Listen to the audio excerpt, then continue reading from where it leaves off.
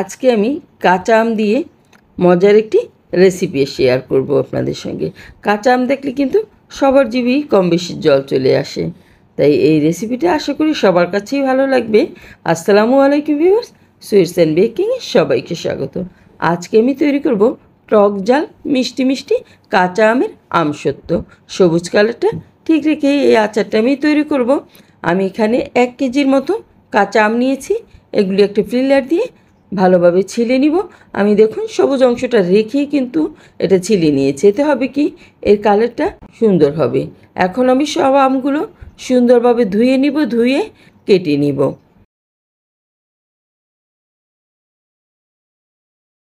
আমগুলি আমার ধোয়া হয়ে গেছে। এখন একটা চাকু দিয়ে এভাবে দেখুন মাছ বরাবর কেটে তারপরে ভিতরের বিচিটা ফেলে দিতে হবে। আর ভিতরের বিচির অংশ যদি একটু শক্ত হয় আপনারা চাইলে সেটা ফেলে দিতে পারেন, কিন্তু এখন সব আমের ভিতরটাই কিন্তু নরম আছে, তাই সহজেই এভাবে কেটে নেওয়া যাবে। দেখুন কেটে আমি টুকরো টুকরো করে নিচ্ছি। এতে হবে কি, সিদ্ধ করতে অনেকটাই সময় কম লাগবে, তাড়াতাড়ি হয়ে যাবে। এভাবে করে সব আমগুলি আমি কুচি করে নিয়েছি। দেখুন এখন আমি চলে আসছি চুলায়। চুলায় একটা প্যান বসিয়ে দিয়ে দিচ্ছি সবটুকু আম দিয়ে এর ভিতরে আমি পরিমাণ মতো পানি দিয়ে দিচ্ছি। এখানে আমি 2 কাপের মতো পানি দিয়েছি, আপনারা চাইলে আর একটু বেশি দিতে পারেন, কিন্তু আমি যতটুকু আম নিয়েছি তাতে 2 কাপই এনাফ। সামান্য লবণ দিয়ে এটা আমি সিদ্ধ করে নেব। লবণটা দিলে হবে কি, আমটা খুব তাড়াতাড়ি গলে যাবে, খুব বেশি সময় লাগবে না। আমি নেড়ে মিক্স করে এটা ঢাকনা দিয়ে ঢেকে রাখছি। সিদ্ধ হওয়ার পরেই ফিরে আসছি। এর মাঝে মাঝে একটু নাড়িয়ে দিবেন। দেখুন এটা সিদ্ধ হয়ে গেছে।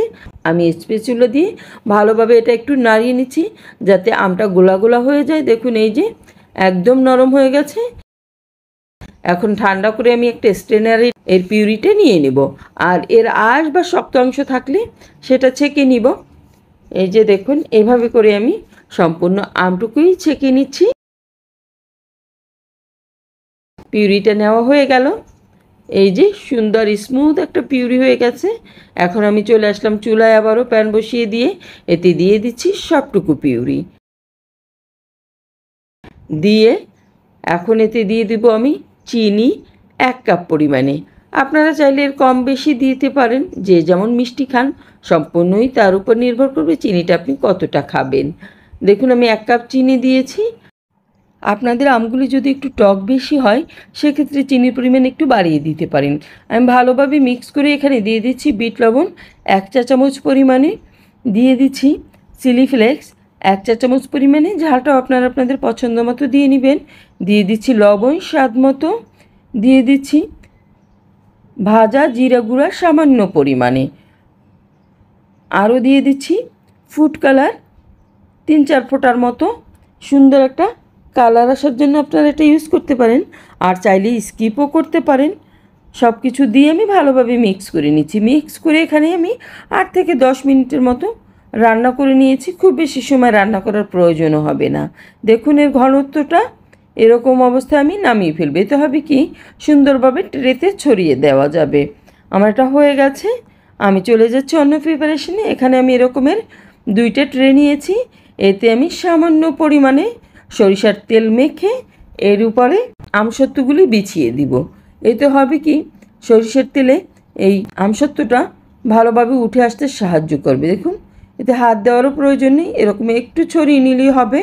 ছড়িয়ে আপনারা চাইলে এটা রোদে শুকাতে পারেন, চাইলে ফ্যানের নিচে দিয়ে শুকাতে পারেন, আর চাইলে চুলা নিচেও দিয়ে শুকানো যায়। এখন যে রৌদ্র, তাতে আপনি 2-3 ঘন্টা রৌদ্র দিলে একদম শুকিয়ে পারফেক্ট একটা আমসত্ত্ব তৈরি হয়ে যাবে। দেখুন আমার আমসত্ত্বটা কিন্তু একদম শুকিয়ে পারফেক্টভাবে রেডি হয়ে গেছে। আমি এই যে তুলে দেখিয়ে দিলাম। এটা খুব বেশি সময় আমি রোদে কিন্তু দেইনি, 3 ঘন্টার মতো দিয়েছিলাম।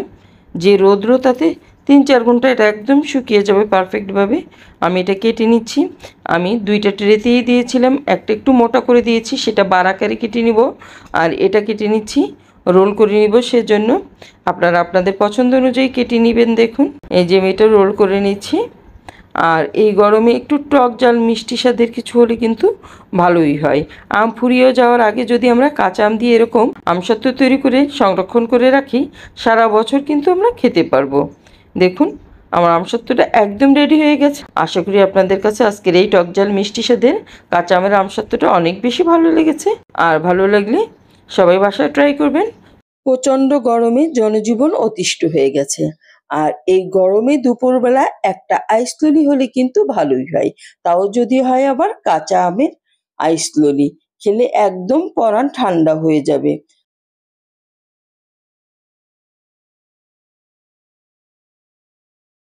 আজকে আমি তৈরি করব কাঁচা আম দিয়ে কাঁচা আমের আইস ললি। আশা করি রেসিপিটা আপনাদের কাছে অনেক বেশি ভালো লাগবে। আমি এখানে 3টা বড় বড় সাইজের কাঁচা আম নিয়েছি। এটাকে এখন আমি সিদ্ধ করে নেব। এর জন্য আমি চুলায় প্যান বসিয়ে পানি ফুটিয়ে নিয়েছি। দেখুন, এতে দিয়ে দিচ্ছি 3টে কাঁচা আমি, দিয়ে ঢেকে আমি এটা সিদ্ধ হওয়া পর্যন্ত অপেক্ষা করব। মধ্যে একটু উল্টে পাল্টে দিবেন, তাহলে সব দিকটা ভালোভাবে সিদ্ধ হয়ে যাবে। দেখুন, আমি একটু উল্টে দিয়েছি। আমার আমগুলি একদম সিদ্ধ হয়ে গেছে। এভাবে যখন দেখবেন যে একেবারে ফেটে গেছে, তখন ভাববেন আমটা একদম সিদ্ধ হয়ে গেছে। সিদ্ধ করে ঠান্ডা হলে পরে আমি এটা ভালোভাবে ছিলে নিয়েছি। দেখুন, পাকা আমের মতো এটা ছিলে নেবেন। এই যে এভাবে খুবই সহজভাবে এটা ছিলে ফেলা যায়।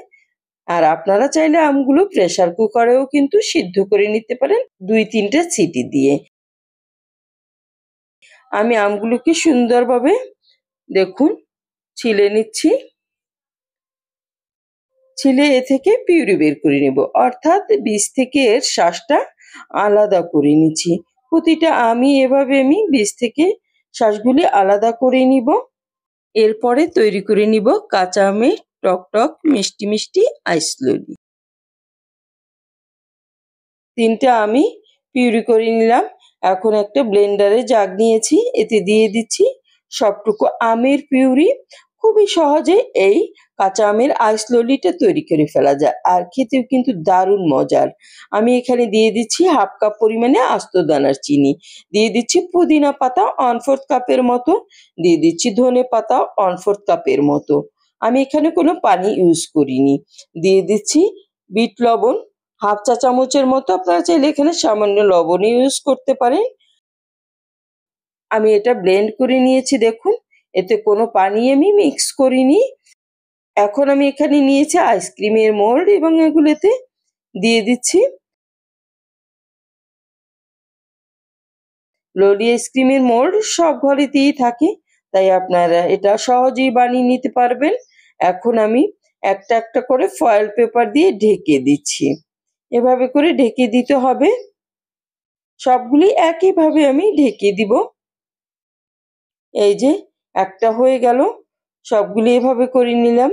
এখন একটা চাকু দিয়ে আমি একটু ছিদ্র করে নিচ্ছি, নিয়ে দিয়ে দিব আইসক্রিমের কাঠি। আর আপনাদের কাছে যদি আইসক্রিমের কাঠি না থাকে, সেক্ষেত্রে আপনারা শাসলিকের কাঠিটাও ইউজ করতে পারেন, বা মোটা কোনো ধরনের কাঠি ইউজ করতে পারেন। আমি সবগুলিতে এভাবে দিয়ে আমি ডিপ ফ্রিজে রেখে দেবো 7-8 ঘন্টার মতো। দেখুন, 8 ঘন্টা হয়ে গেছে। আমি এগুলিকে খুলে দেখিয়ে দিচ্ছি যে এটা কেমন হয়েছে। হাতে এভাবে একটু ভালোভাবে ডোলা দিয়ে নিবেন, তাহলে ললি আইসক্রিমটা সুন্দরভাবে বেরিয়ে আসবে। দেখুন, এই যে কি সুন্দর একটা ললি তৈরি হয়ে গেল। আমি এখন এগুলো বরফ কুচির উপর রেখে দিব। আর প্রতিটা ললি কিন্তু খেতে হয়েছে ভীষণ মজার। বাচ্চা বড় সবাই অনেক বেশি পছন্দ করবে। এই গরমের দুপুরে যদি একটা আইস ললি হয়, তাহলে কিন্তু পরানটা একদম ঠান্ডা হয়ে যাবে। আশা করি আমার এই আজকে সহজ রেসিপিটা আপনাদের কাছে ভালো লেগেছে। আর ভালো লাগলে বেশি বেশি ট্রাই করবেন। সবাই অনেক বেশি ভালো থাকবেন। আল্লাহ হাফেজ।